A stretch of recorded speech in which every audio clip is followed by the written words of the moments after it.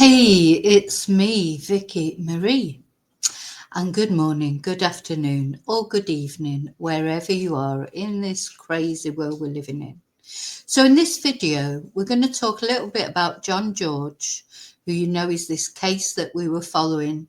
Poor John looks like maybe lured out to his death from Northern Ireland to Spain, set up in some sort of operation that it's not clear yet, and he was shot and killed and dumped just like rubbish in a lemon field or a lemon grove in Rocales in Spain.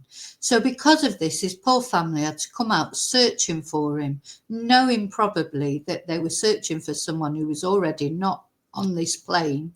And, you know, this horrible search, torture went on for weeks, despite John's family making pleas, you know, for John's body, just so that they could take him home.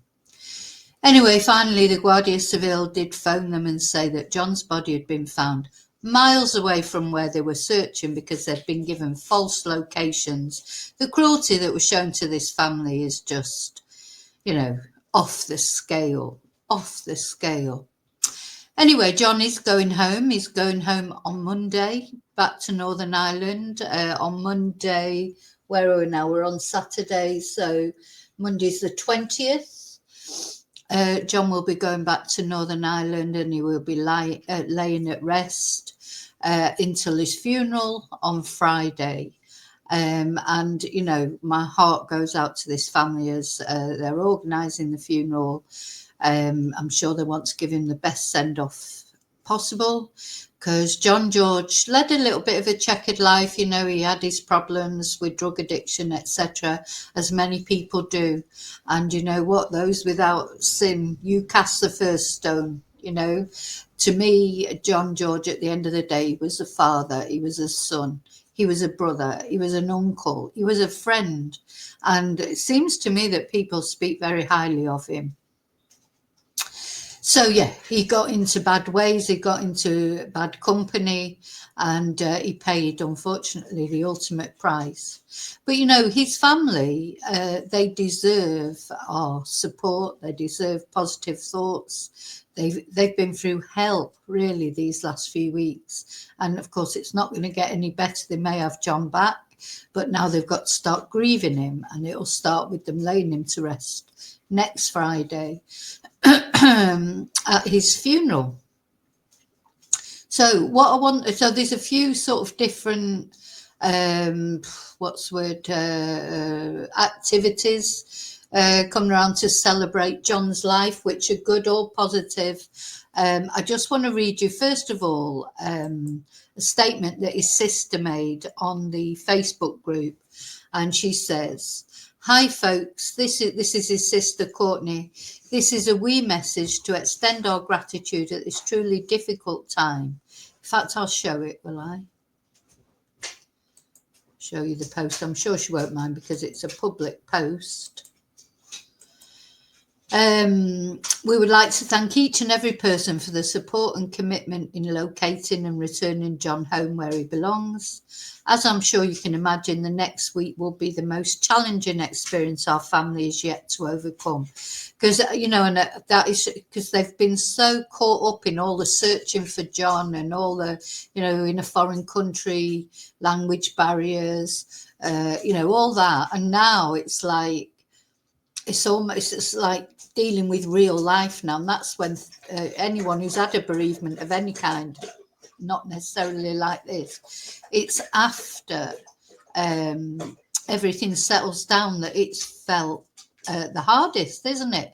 You know, because normally the first couple of weeks are all involved in organising funerals or sorting out finances, or, you know, all sorts of things that you might need to do, like all the bureaucracy of dealing with a bereavement. And then when life sort of settles down to normal, whatever that is, which of course the life will never be normal again, that's when it hits. But anyway, so I suppose this week at the moment it's all been involved in getting John home, organising the funeral. So I would like to ask that any input, thoughts or suggestions are streamlined through myself. Anything organised, put through me first, not my daddy. So, of course, the dad is Billy George, and she's trying to protect her dad. I want to take as much pressure off him as I can. I understand the light up the sky night on Sunday and John coming home on Monday, and also the charity boxing fight. So these are things that are organised. You know, it's great that people want to do things like that. They're not my kind of thing.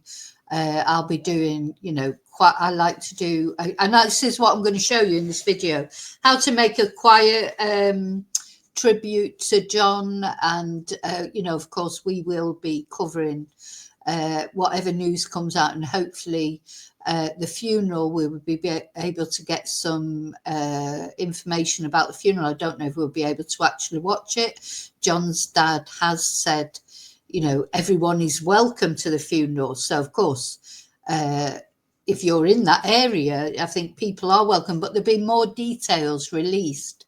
It may be that part of the funeral will be public, a bit like Jay Slater's, you know, and then there may be parts of it, you know, where just the family then go off to finish off the final part of the sending off, the brilliant sending off they're going to give John.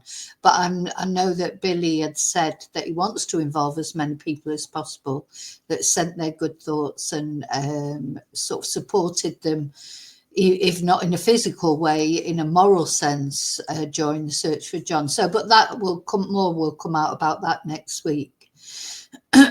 So, if there is anything else, ask me first so I know and can help. This is organised tribute she's talking about. Everything is a bit everywhere and I feel like I'm drowning. It's awful, isn't it? It puts a lot of pressure on the family, even though it's nice that people are doing all these tributes, etc. Of course it is. That's the support for the family, but it's also must be quite draining at the moment. So anything that comes from me is legit. There is a lot on TikTok which I don't use, and I want to be in the loop with it all. I ask this because the focus is laying John, father, brother and son to eternal rest. After this, I will organise everything and post of my own account so there's no confusion on anything. I hope you understand. Thank you, Courtney. Well, of course we understand. I think for, you know, Billy, John's dad, you know, we saw a lot of him, didn't we, during the search, and people's heart broke for him because he really wore his heart on his sleeve and you really saw his true emotions. So I'm getting upset just thinking about it. He got very upset just searching for his son's body. He just wanted it. He just, give me my son. Give me my son and I'm out of here, you know, just wanted his son's body. He didn't want him to be left in a foreign country, you know, just wherever. So now probably Billy is, you know, I think he was probably surviving on adrenaline and this sort of mission to find his son. Now John George has been found. I expect it's really hitting home. Very difficult. Just difficult, isn't it? I know there's some of you out there. Thank you to those of you who've left nice comments, your loved one or whatever. So thank you for that. Thank you for everyone who's left nice comments. And those of you who've not left nice comments, who've left horrible comments, well, you know, watch out for karma. Okay, so what I wanted to just show you in this video is how to leave a quiet tribute. If like me, you're not really into these sort of big, sort of showy displays of, you know, that each to their own. I'm not condemning them.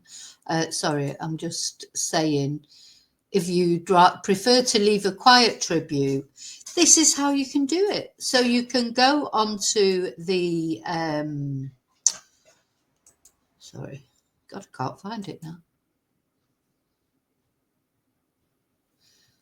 That's not where I'm going. Hang on, not going there. So John's funeral is being dealt with at ONeals Funeral Directors, and we're going to have a look at their website.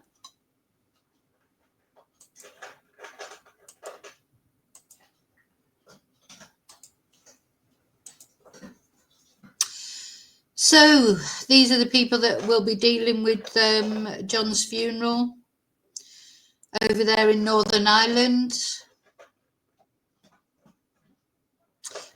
An independently family-owned funeral directors established since 1991. Yeah, so, you know, they'll have been chosen for a reason. Maybe they've been used before with loved ones that have from John George's family anyway. So, oh, look, there's a grief chat here. Bereavement counsellors online 9 a.m. to 9 p.m. Monday to Friday. So at the moment they're not there because today, when I'm making this video, is a Saturday. Leave us a message and we'll email you back as soon as we can. That's nice, isn't it? So there's a bit about them, etc. And then you've got like the nuts and bolts, like the coffin range, etc. Now there is a live webcam service to bring you funeral services wherever you are. So I don't know if there's a link going to be released, but we'll look into that next week. All I want to show you today is how to leave a tribute for John if you want to leave a tribute. So where am I? I did find it. Upcoming funerals.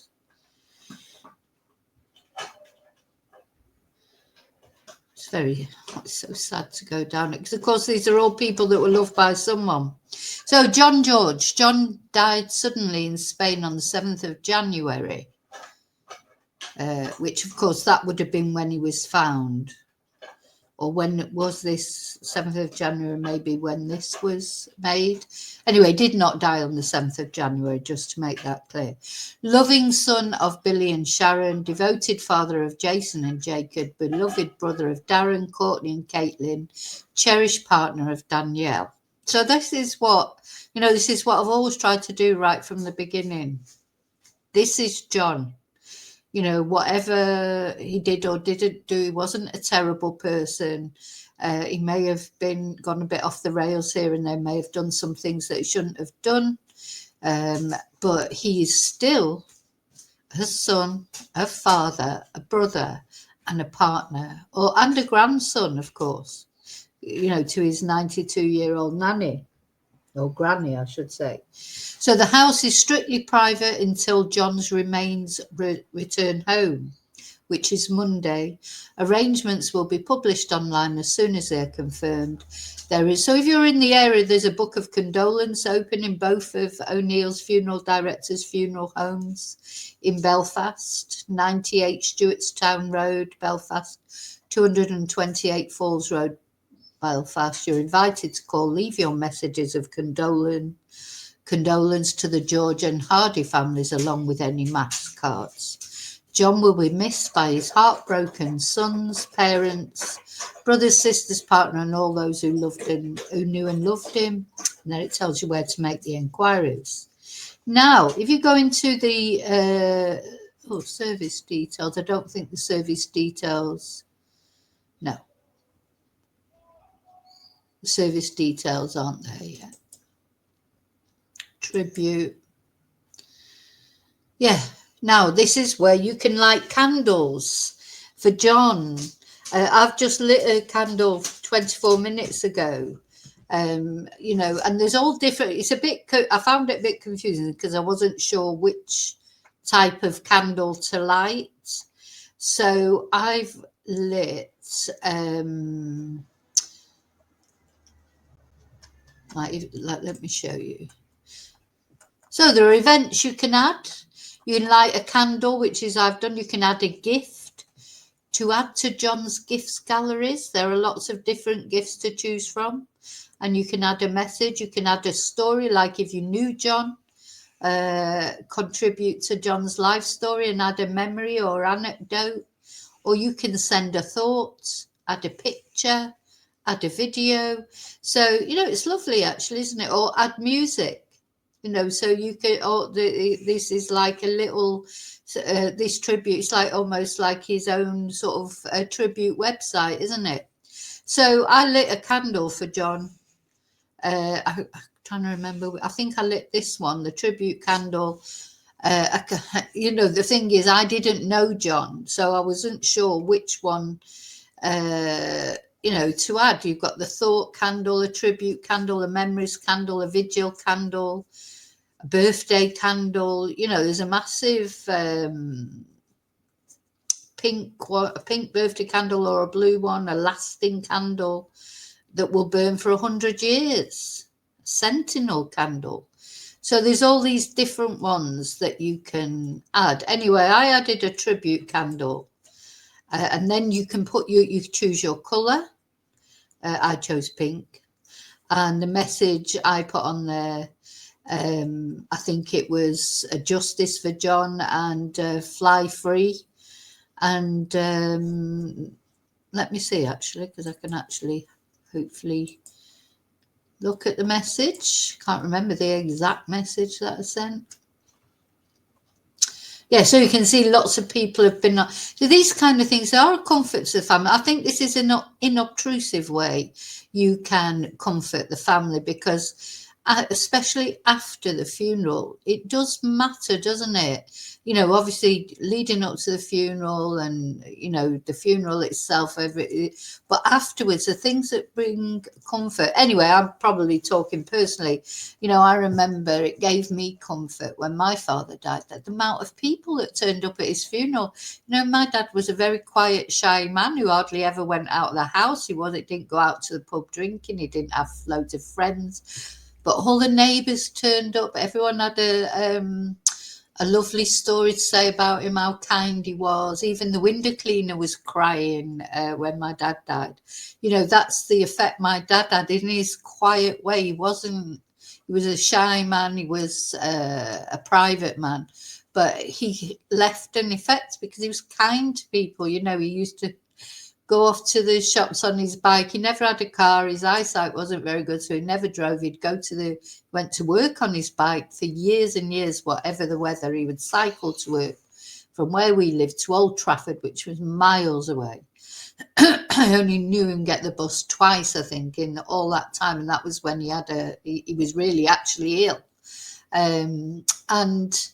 That was the kind of man he was, and he would go off to the local shops on his bike, and he would stop at all the old ladies' houses asking if anybody wanted him to get them anything.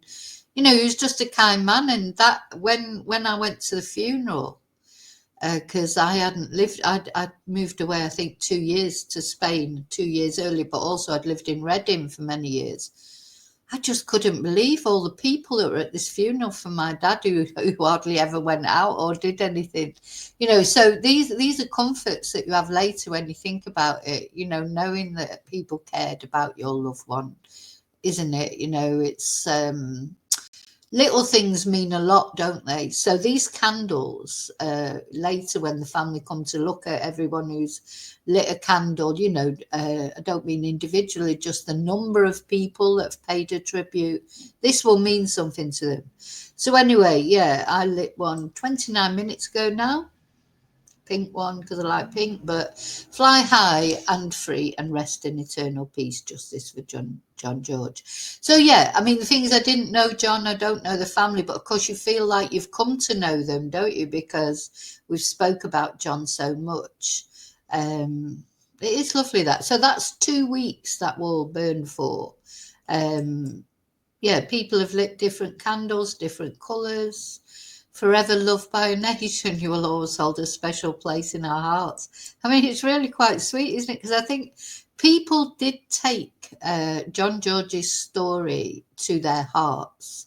And as I say, whether he was a bad boy or not a bad boy, I think it was Billy and the families. And not only the family, the tributes that I've seen to John, people who knew him. There's a lot of, you do get some people saying horrible things. Of course you do that. You're always going to get a little bit of that. But the vast majority of people with good memories of, yeah. So I lit this candle and fly high, free and rest in eternal peace, justice for George. I didn't know George. I don't know his family personally. John, and I don't know his family personally.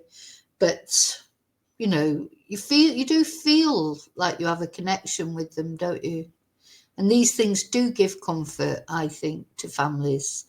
Think that anybody is sending any positive thoughts out to them, it is a nice feeling. Anyway, so I just wanted to show you that, because if you, as I say, like me, this is maybe more your style of leaving a tribute, a quieter way of leaving a tribute. You can do that. Leave a candle. And of course, if you're more local to the area, you know, actually there's a book of condolences that you can go. You can send your cards there. They've asked not for flowers, haven't they? They've asked for rather than flowers, donations to the expatriation, you know, the charity that helps repatriate people from foreign countries, and they've asked for donations to, yes, the Kevin Bell Repatriation Trust. So let's have a look at this just quickly. So instead of flowers, the family have asked for donations to the Kevin Bell Repatriation Trust, which aims to alleviate the financial hardship of bereaved families repatriating the body or bodies of loved ones who have died abroad in sudden or tragic circumstances back to Ireland. And this is, I think this must be, I don't know the circumstances of this trust being set up. I imagine that Kevin Bell, let's have a look. Ah, there you go. So it was founded out of a family tragedy when in June 2013, Kevin Bell died suddenly in New York, following an outpouring of support from Kevin's friends, family and colleagues.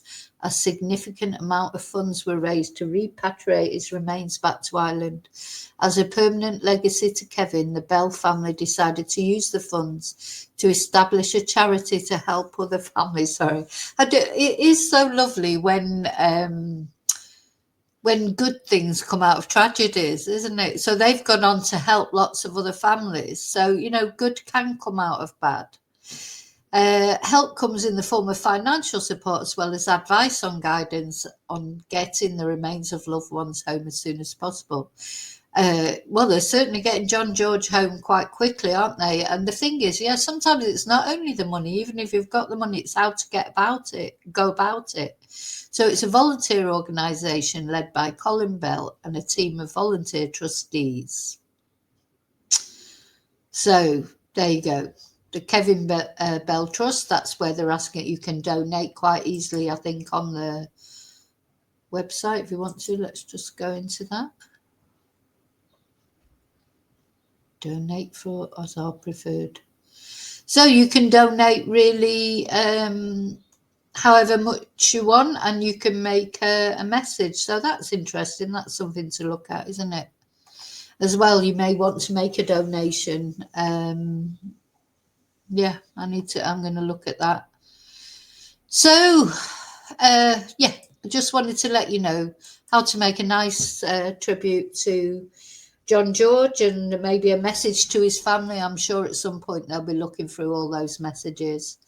You know, but this week it will be a bit of a void for them. It'll all just be about laying John to rest, won't it? And giving him the best send-off possible. The way that I think, you know, there's something, wakes, they're obviously negative, aren't they? Because the wake takes place after a death. But, you know, I don't know about you, but like when my dad died and the wake, they're enjoyable experiences because you're talking about this person. It's almost like they're in the room with you. You're all sharing all the funny stories. Oh, do you remember when my dad did this? Do you remember when he did that? When he said this? When he, you know, it feels like they are with you. You know, the wakes are important, and I'm sure John George's wake won't be any different. There'll be a lot of tears, but there'll be a lot of laughter. There'll be a lot of love. It'll be all those things that happen. Okay, so I'm going. I will see you really soon in the next video. Please remember to subscribe for updates about this case and all the other cases that we cover. And don't forget to press the notification bell, and then you'll get notified of any new videos, any updates. Thank you, and may your God go with you. Bye.